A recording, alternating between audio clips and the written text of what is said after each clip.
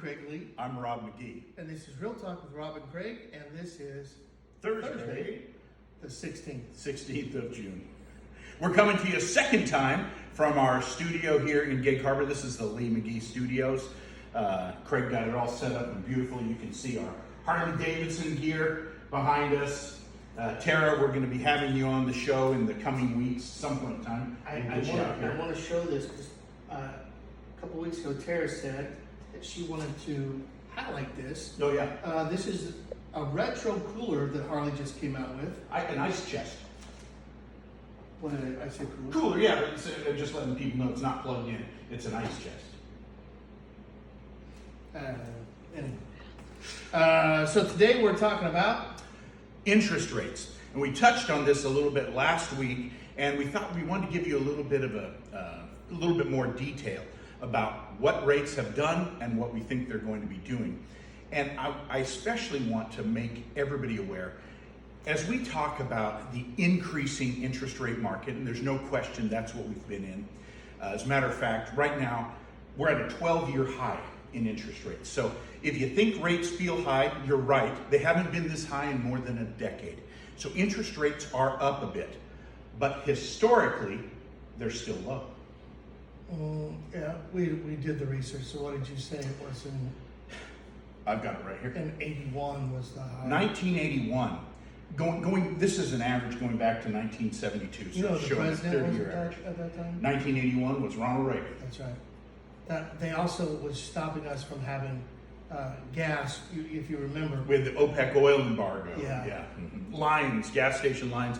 A lot of people watching are too young to remember that, but I remember. Yeah. But interest rates at their all-time high for home purchases or home refinance in 1981 was 16.63%. So you round that up and you're at about 17% on a 30-year fixed rate loan. That is a far cry from where we are now, sitting in the fives. Yeah. Historically, the rates are good. Yes, they're up from where they were in 2020. They're up from where they were in 2021.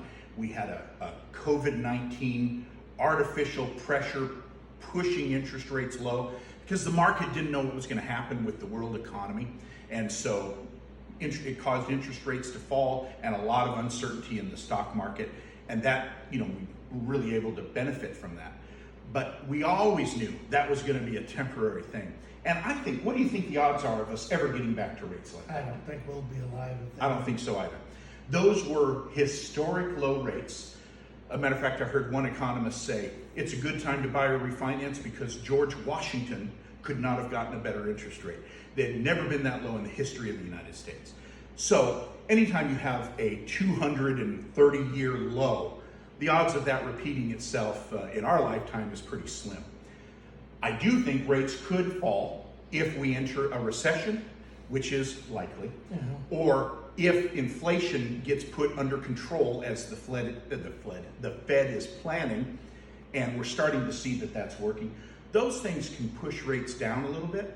But even if that does not happen, we wanted to point out that interest rates, although higher than they were 2 years ago, are so much lower than they were historically. And you go back to 1981 and you see that we were at 16.63. But even after that, 1982, 1604. In 83, it started to drop, but interest rates were still in the 13s, and they were double digit all the way into the 90s. So, but part of that was, before 2010, loan officers could actually increase up to 4% over. And be paid. And they would split that money with the bank. Mm-hmm. In 2010, and is that it's the Dodd-Frank. Oh, it's the Dodd-Frank. Dodd-Frank Okay. Act, yeah. And that stopped that from happening. But when you're seeing, if some people probably were like, well, I was paying 18%.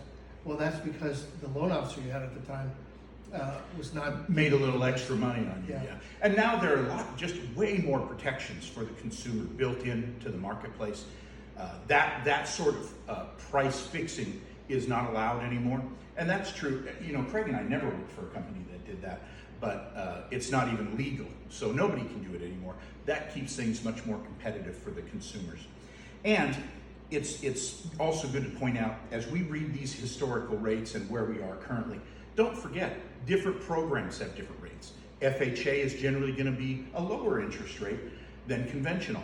There are reasons you may want to go conventional even though it has a higher interest rate. We'll talk to you about what that is. VA usually is a lower interest rate. There are different programs, and so the rates vary.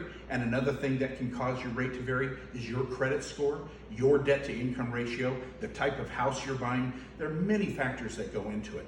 We're just giving you averages. So don't be surprised if when you talk to us, if we're able to find you an interest rate lower than what you're seeing out there, or in some cases you might find you're a little higher.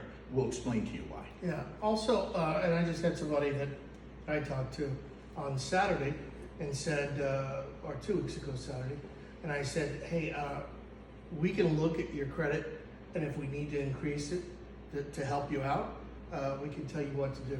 Credit repair. Yeah. So we do that. It's free of charge, and it's just a service we offer. We want to do anything we can like that, because if you're at a 720 and a 740, you get a little credit, and there's maybe you pay down a credit card every month on the first Tuesday of every month. Right. That the credit bureaus, everybody reports, and that could be a big help for some people. Sometimes a score difference of 2 or 3 points puts you into a new pricing bucket. It moves in 20-point increments. Well, Craig was just talking about 740. That's a high score valuation. If you're at a 739, you're priced in at the same rate as somebody who's a 720. But we can help you get that 1 extra point to move you into the next one. Most generally. Most times, yeah. We just want to make sure that you're in the best position possible. You at least are educated and you know what you can do and can't do. Yeah.